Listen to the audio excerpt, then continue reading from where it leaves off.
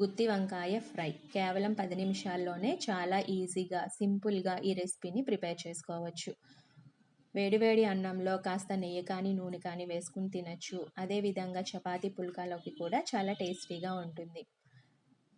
ఉల్లి, వెల్లుల్లి వాడనప్పుడు, ఉపవాసాలు ఉన్నప్పుడు ఈ రెసిపీని మనం ప్రిపేర్ చేసుకోవచ్చు.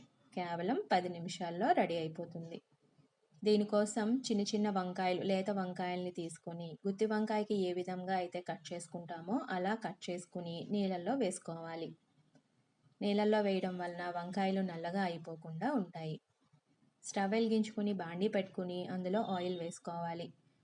1/2 టీ స్పూన్ జీలకర్ర, 2 స్పూన్ల ధనియాలు, 2 స్పూన్ల శనగపప్పు, మన కారానికి సరిపడా ఎండుమిర్చి, 2 స్పూన్ల ధనియాలు వేసి వేయించుకోవాలి. రుచికి సరిపడా పులుపు కోసం చింతపండును కూడా వేసుకుని వేయించుకుని ప్లేట్లోకి తీసుకుని చల్లారనివ్వాలి.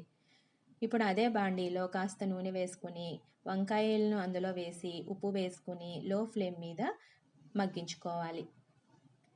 పోపు మిశ్రమం చల్లారిన తర్వాత మిక్సీ జార్లోకి తీసుకొని దాన్ని కాస్త బరకగా మిక్సీ చేసుకోవాలి. వంకాయలు చక్కగా మగ్గేంత వరకు కూడా లో ఫ్లేమ్ మీద ఉంచి మధ్య మధ్యలో కలుపుతూ ఉండాలి.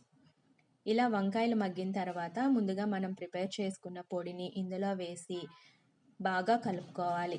వంకాయ లోపలికి కూడా ఈ పొడి అనేది వెళ్ళేటట్టుగా జాగ్రత్తగా కలుపుకోవాలి.